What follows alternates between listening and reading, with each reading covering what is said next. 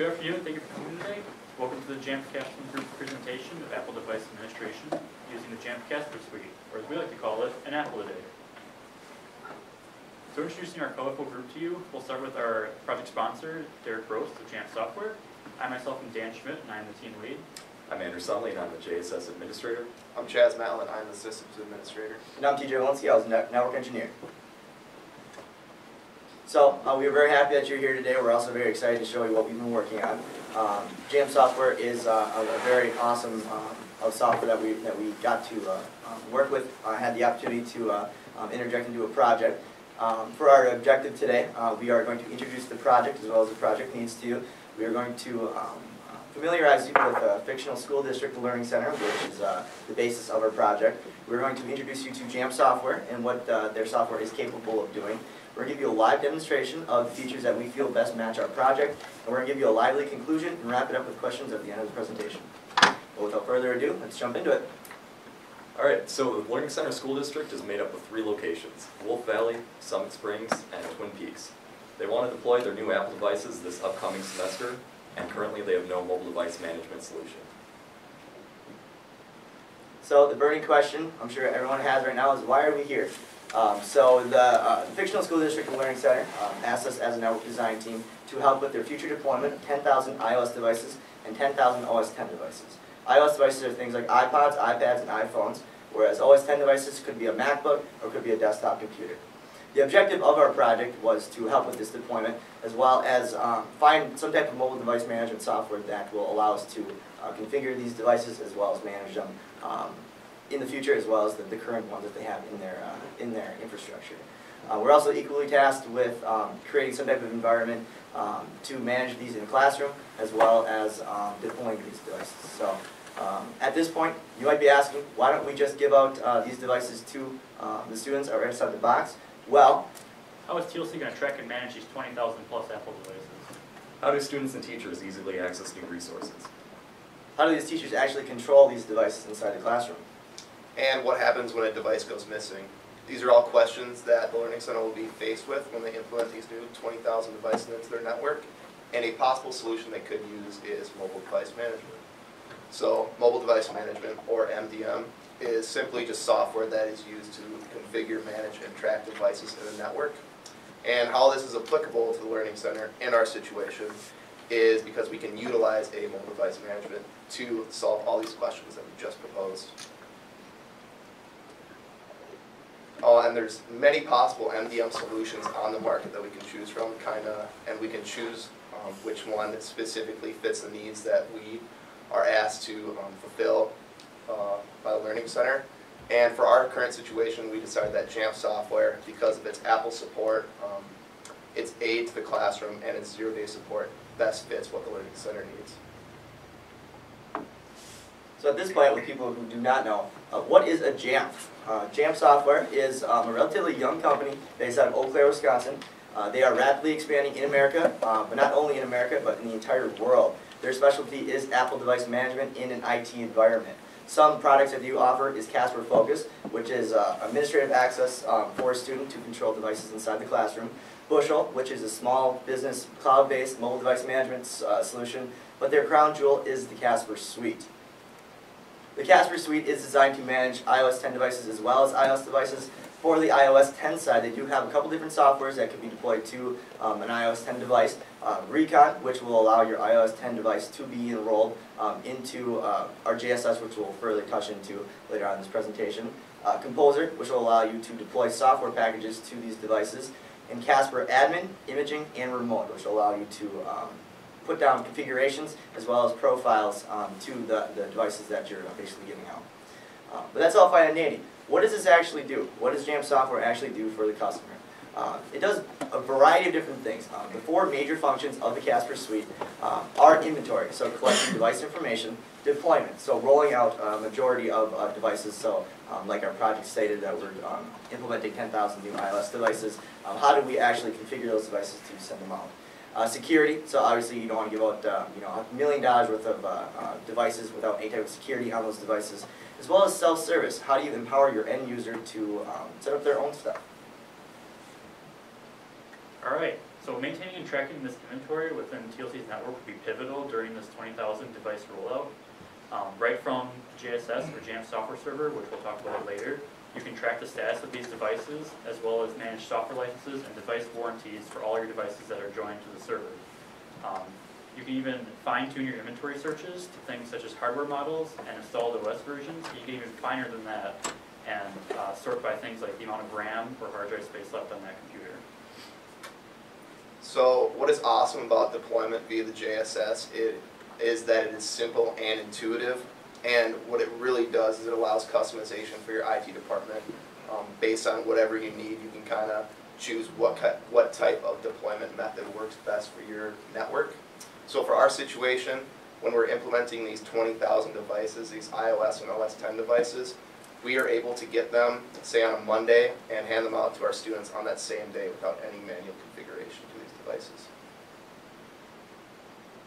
And self-service, which is a proprietary application from JAMF software that kind of works like the App Store for you that have iPhones or iPods. You can download different type of content as well as apps, but this is actually completely configured by JAMF software or the IT environment. It basically empowers your end users to download their own information as well as their own apps. Completely customizable to the classroom needs, as well as it allows updates to software, and it strengthens your BYOD because it will automatically be installed into any device that gets enrolled into your JSS. So with JAMF software, the Learning Center will be able to find problem devices, such as devices that have been jailbroken or devices that are running out-of-date versions of their operating system. They'll be able to secure their devices by requiring passwords and encryption using policies, and they'll be able to remotely lock and wipe any devices in the event that they are lost or stolen. So all this stuff is great, but how does it work? You keep hearing us refer to this JSS. The JSS refers to JAMF Software Server. This is basically the brains of the entire Casper suite. It can't stand alone. It needs two other instances to actually work properly. It does need Apache Tomcat to send down certificates, so trust certificates to allow control of these devices, as well as MySQL, which is used for a database. And if that doesn't make any sense to you, we're going to have Dan try to help us out here. All right. So the JSS Web GUI is the primary configuration point for any JAMF software implementation. It's essentially the brains of the entire Casper suite. So I was already at the login page there, and once you're logged in, this is the page that your IT staff will be greeted with when logging in. You can configure the front page to have quick links, and this is essentially your dashboard, but you can also see from here that it's very cleanly laid out. Doing a quick search, you can see the MacBook Air joined, and you can see various details on it, such as IP address and who it's managed by, and things like that. So this administrative console is very cleanly laid out and easy to use for all your IT staff.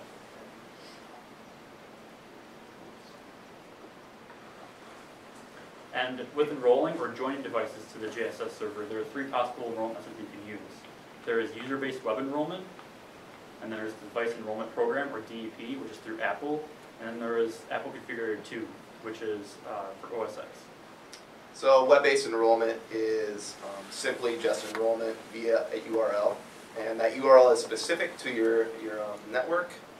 And how this may be convenient, especially in our situation, is say 5th grade substitute teacher Judy wants to bring in her MacBook Air from home and bring it into the classroom to grade her students' papers. She has the ability to do so with web-based enrollment.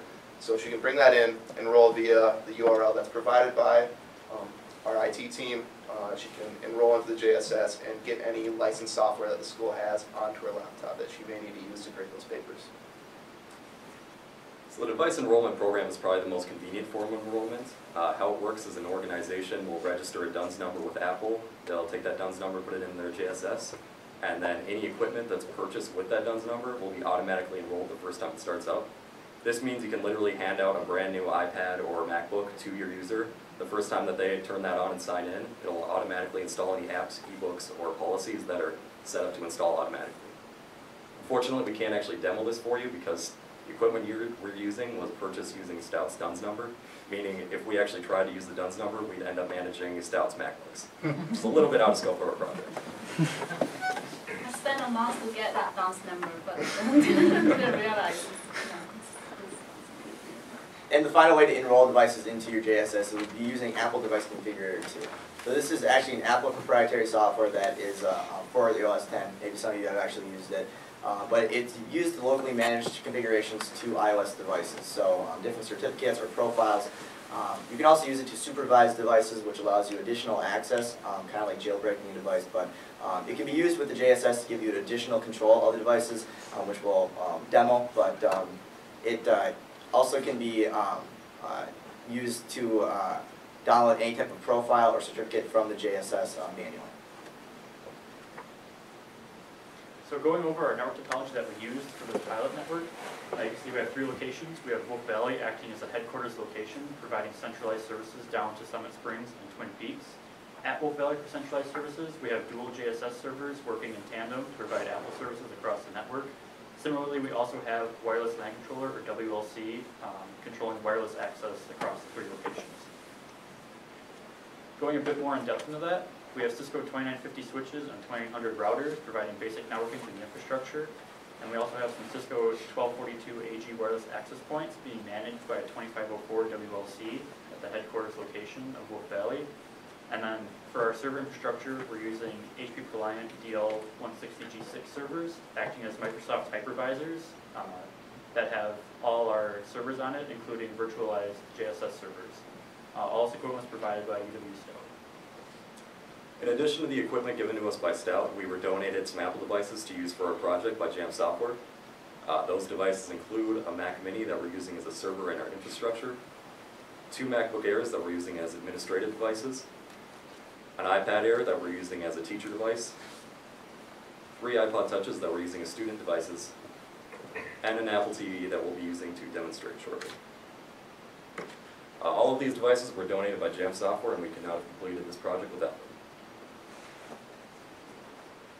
So let's hop into our demonstration that we have for you guys today.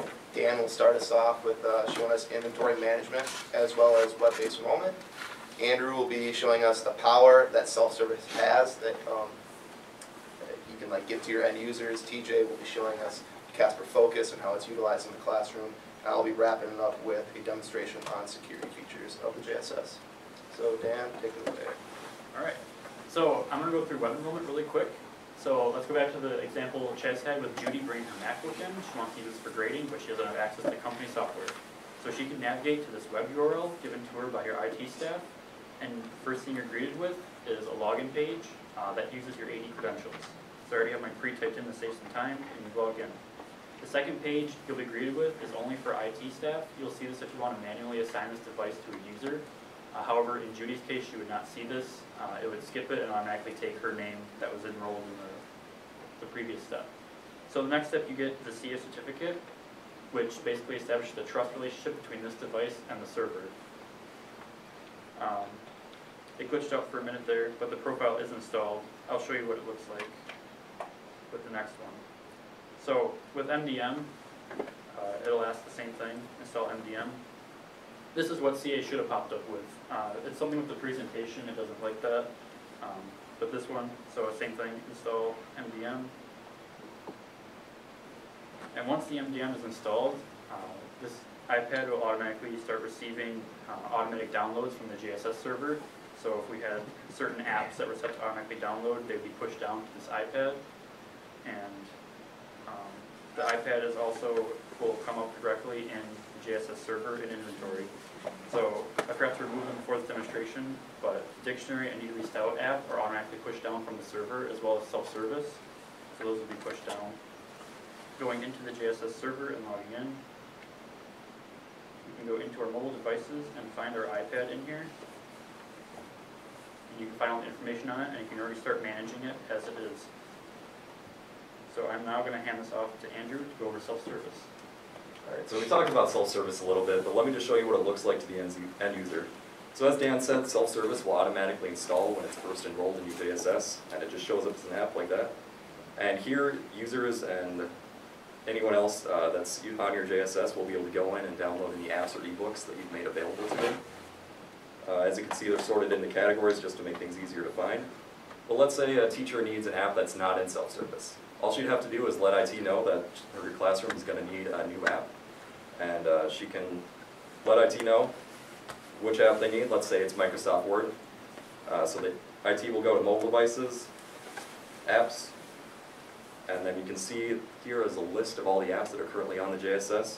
Some of these are set to automatically install, and some are just available in self-service. To add a new one, you click New. This app's going to be in the App Store, so we'll leave that selected. Here's where you search for the app that you want. Once again, it's going to be Microsoft Word. And it searches through Apple's App Store. And Microsoft Word is right up at the top. That's the one that we need.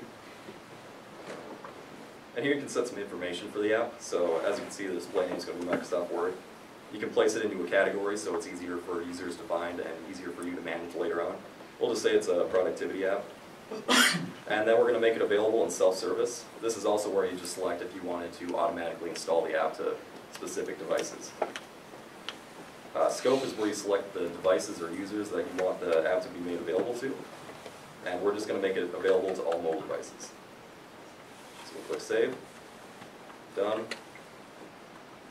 If we scroll down to Productivity, you can see Microsoft Word is down at the bottom. And if we switch back to self-service, it should show up in just a second. For some reason it's missing the icon, but there's the app that you need. I'm going to hand it off to you. Alright, so what I'm going to show you guys is the Casper Focus app. So if you remember previously, the Casper Focus app is that app that will allow a teacher to have administrative access to the devices that are currently on or in the classroom. This can be configured in a way on the JSS to certain class times as well as certain teachers. So certain teachers will have access as well as lose access at current times. Looks like the iPods that we gave out, everyone's playing Angry Birds. So as a teacher and my students are playing games right now, I want to make sure they refocus their attention back to what I am doing. So the Casper Focus app will allow me to refocus their attention to a blank white screen in a moment here. Fortunately, we couldn't give you guys all iPods, so 3 lucky people got them.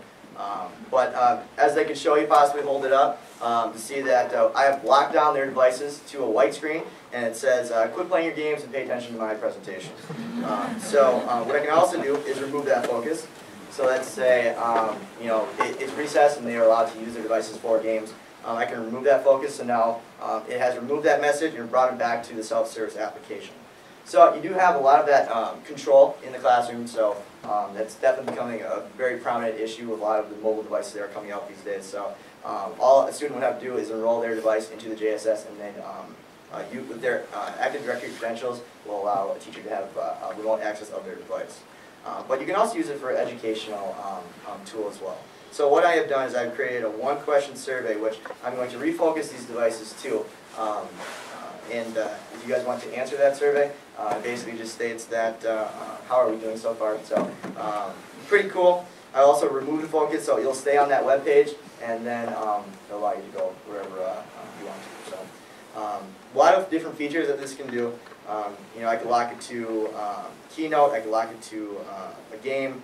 I can lock it to different websites, and then I can also just lock the screen entirely so you're not playing with it. So if you guys want to see any more features on that, I'm more than happy to show you. These devices are, I can just bring them anywhere and we can show them. So to follow that, we'll have Chaz look at device security. Awesome.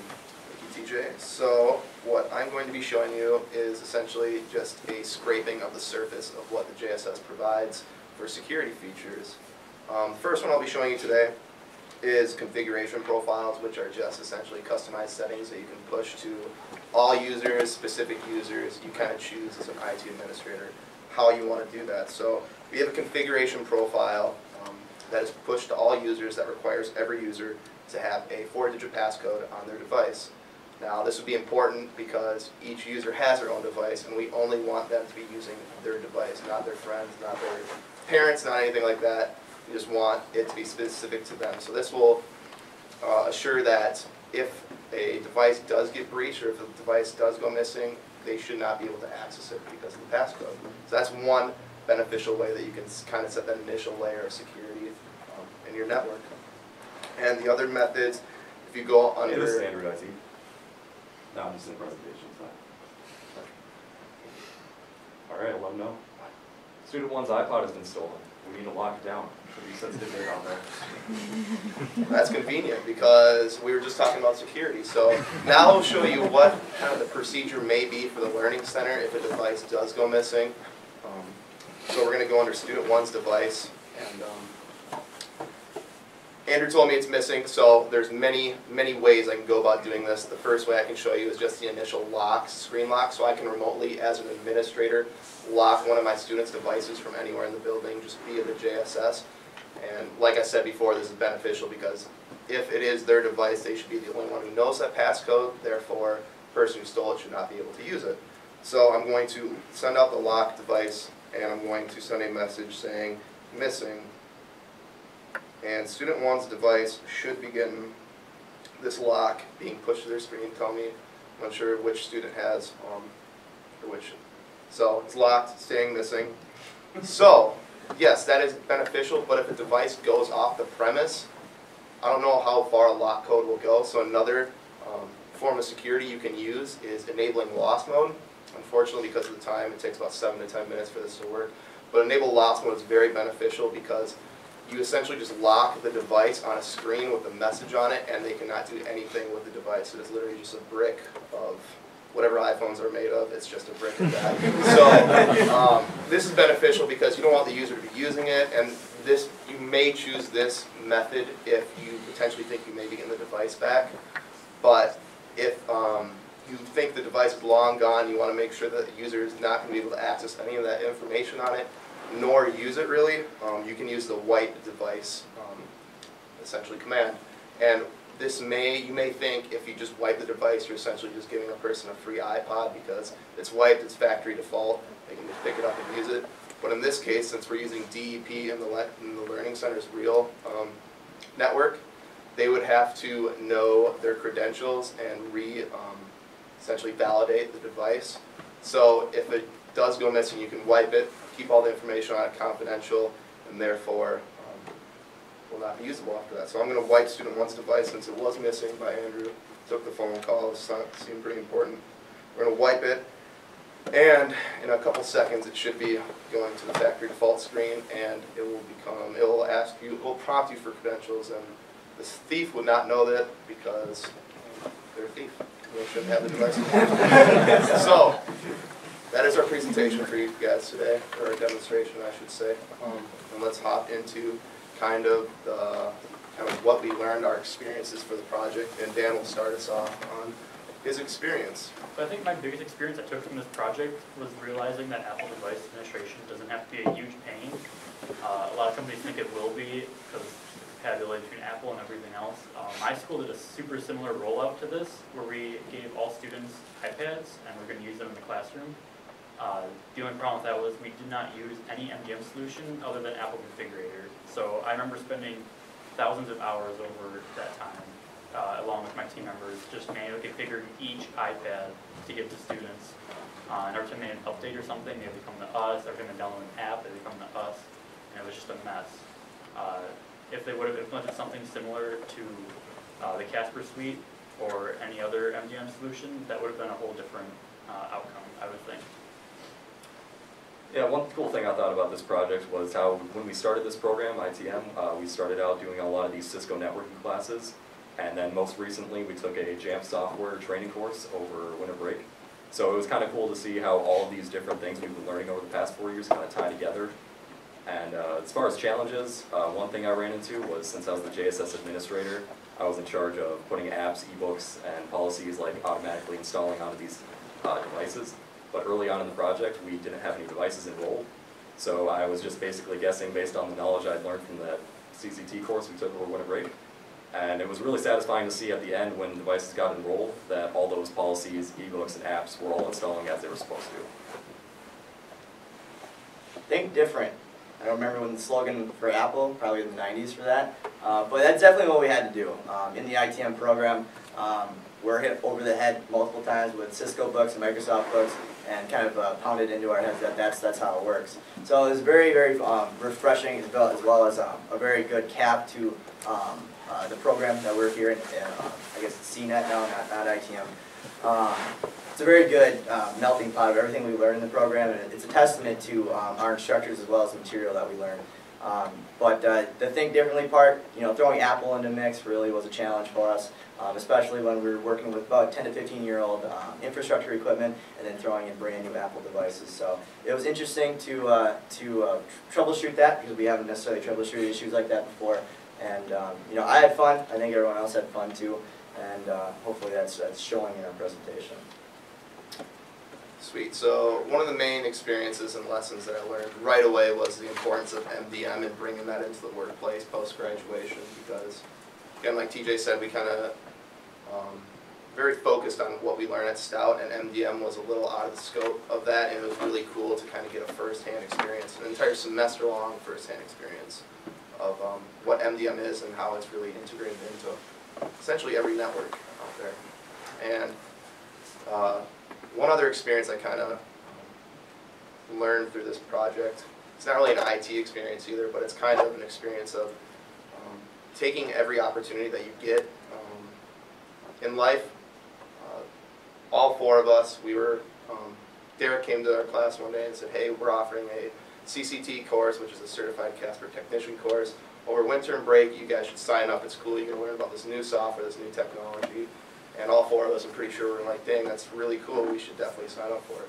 We attended the class over winter, came out with our CCT certifications, and Holly thought we'd be the best candidates for the capstone class. And then through that capstone class, I learned we essentially grew on our existing knowledge of Casper Suite, and in turn applied for JAMF, and I will be working there post-graduation. So it makes me think that if I didn't take that first step into taking that CCT class for winter, where would I be? I'd probably be in a completely different position. So you never really know where these initial baby steps of higher education will bring you. And on that note, we will go into our hours that we spent on this project. We spent 438 hours.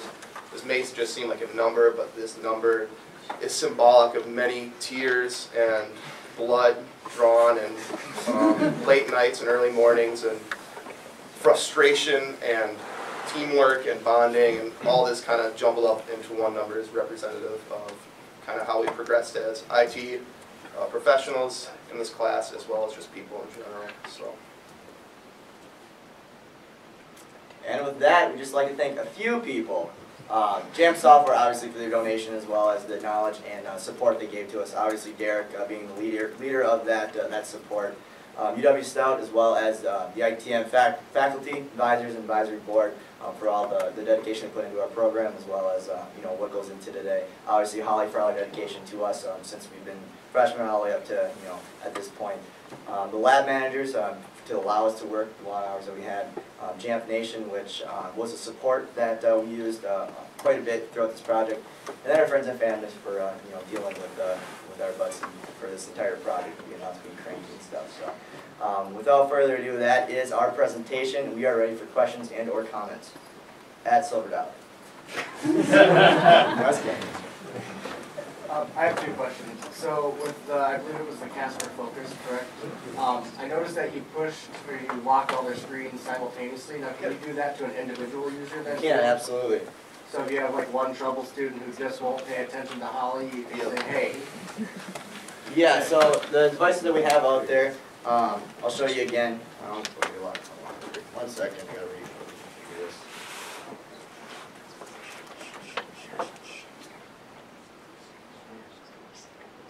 And like you said, it's beneficial too, like if you can nitpick which users you want to lock out or which users you want.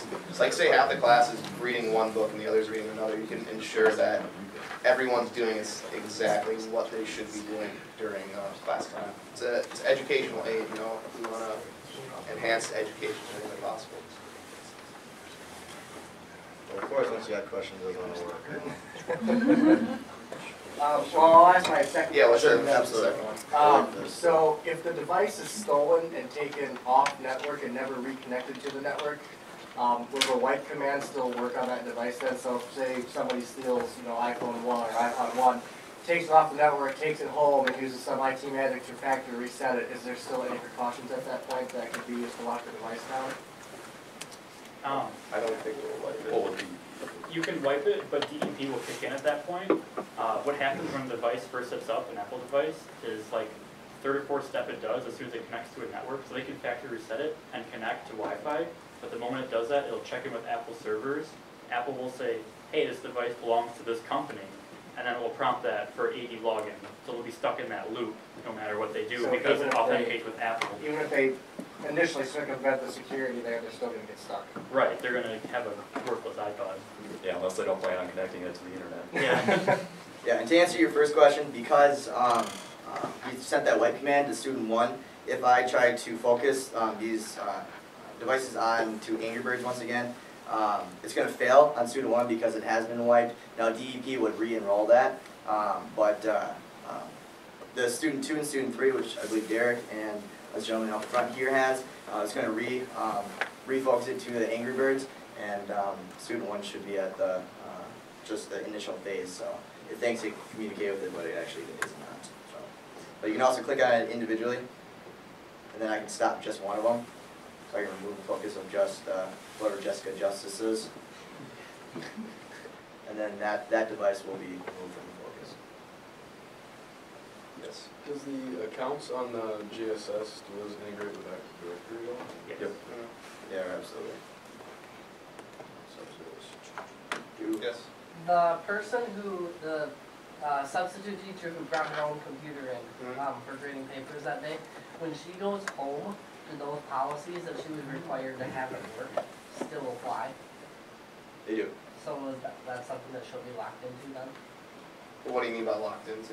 Is there a way to remove those? Yes, so policies? basically all you have to do is go in there and just remove the certificate that allows the trust profile to manage the device. So back what Dan was saying previously is if you go into the profile and device management, this is all the ones that we've re-enrolled. So this is basically how much time we practiced this. But you can go in here and then you can just delete that profile and then that gets deleted. Now right now we don't have a profile to block that, just so we can show what the certificates are. But in standard JSS, we would basically block the ability to go into the sites to do that. Unless it's an end user, and obviously you can allow them to do that. Yes, Or shut them yeah. down. Now that our presentation is done, I can ask you a tough question without fear of retaliation. I noticed earlier in your PowerPoint there was a section that may have mentioned Windows device enrollment. Yes, the Casper suite. There is very, very mild Windows support in terms of you can inventory devices and that's about it. So you can see them in the JSS, but you can't actually manage them. JAMF software It's an is Apple product. I was just curious to know Right. what that entailed. Its only purpose is just inventory. Okay. Is there a way to force an end user iPhone to be registered with this when they connect to the network? Nope, they have to be enrolled in 3 different ways that we did. So Well, either I'm just thinking you guys are talking about like a student brings in their own personal iPhone, you know, and then they connect it to the internet. Well, if they don't enroll that device, the teacher can't control it. And is there a way to? It's very referencing Focus, and that, like, using Casper Focus. Yeah. Most of them would be, like, the situation that we have is they wouldn't be bringing their own iPhones in, you couldn't really focus that way. These are kind of the school's devices that you're going to be managing. Yeah, that was a mistaken speak. Personal devices can't be used with Focus because they need to be supervised. The method we talked about earlier, using Apple Configurator 2 or DEP that can be supervised through. So those would be company things. Teachers can control. Personal things, they can't. So. Well, and the other thing too, I'm sure they provisioned a way to, when you join on the network, it takes you to the authentication login page and says, you know, Yeah, instead of that, that's the slash. slash Right, page that'd be more of a would be networking enroll. thing, yeah. Yeah. So, I mean, as long as they're on that. Anyone else? Awesome, thank you.